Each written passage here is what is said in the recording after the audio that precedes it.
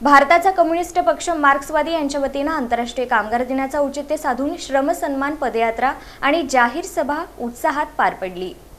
भारताचा कम्युनिस्ट पक्ष मार्क्सवादी यांच्या वतीने आंतरराष्ट्रीय कामगार दिन, महाराष्ट्र दिन आणि सोलापूर महानगरपालिका वर्धापन दिनाचं औचित्य साधून भव्य श्रम सन्मान पदयात्रा आणि जाहीर सभा उत्साहात पार पडली। या कार्यक्रमाला ज्येष्ठ नेते नरसय्या अडम मास्तर, C2चे राज्य महासचिव M.H. शेख, माकपचे जिल्हा नेते युसुफ शेख मेजर यांची प्रमुख उपस्थिती होती। दत्तनगर येथील आंध्रदत्त चौकातून पारंपरिक वाद्यांच्या गजरात आणि हातात लाल झेंडे घेऊन पदयात्रेला सुरुवात झाली। पद्मशाली चौक, पोटफाडी चौक, तानाबाना चौक मार्गक्रमण करत ही पदयात्रा दत्तनगर येथील लालबावटा कार्यालयात समारोपाला पोहोचली। या दरम्यान घोषणांनी परिसर दणाणून गेला होता।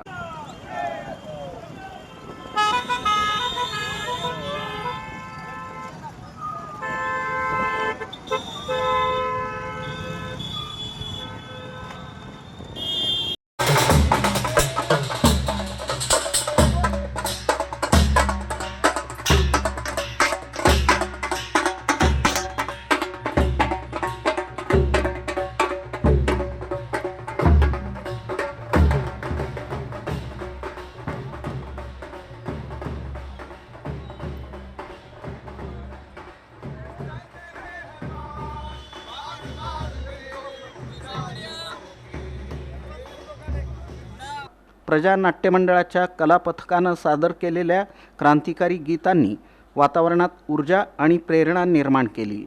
यावेळी C2चे राज्य महासचिव M.H. शेख आणि माजी आमदार नरसय्या अडम मास्तर यांनी आपले विचार मांडले। या प्रसंगी मंचावर नसीमा शेख, नलिनी कलबुर्गी, दत्ता चव्हाण, व्यंकटेश कोंगारी, रंगप्पा मरेड्डी, सुनंदा बल्ला, शेवंता देशमुख, दीपक निकंबे तसंच गोदुताई परुळेकर नगर कुंभारी इथं विल्यम ससाणे, बापू साबळे, विक्रम कलबुर्गी, आप्पाशा चांगले, वसीम मुल्ला, रफिक काझी, बालाजी तुम्मा, नरसिंग बुगले, राजेंद्र गेंट्याल, वसीम देशमुख आदींची उपस्थिती होती। कार्यक्रमाचं सूत्रसंचालन आणि आभार प्रदर्शन ॲडव्होकेट अनिल वासम यांनी केलं। त्या कामावर सुद्धा प्रचंड मोठं संकट आणण्याचं काम आपल्या देशाच्या सरकारने केलं। नोव्हेंबर 2025 मध्ये या देशामध्ये 4 श्रमसंहिता अंमलात आल्याचं घोषित केलं, ज्याच्यामध्ये श्रमिक आणि कष्टकऱ्यांच्या अधिकाराचं हनन होतंय, त्यांच्या अधिकाराची पायमल्ली होती असं म्हणणं या देशातील सर्व केंद्रीय कामगार संघटना, स्वतंत्र फेडरेशन आणि सरकारी कामगार संघटना यांचं होतं।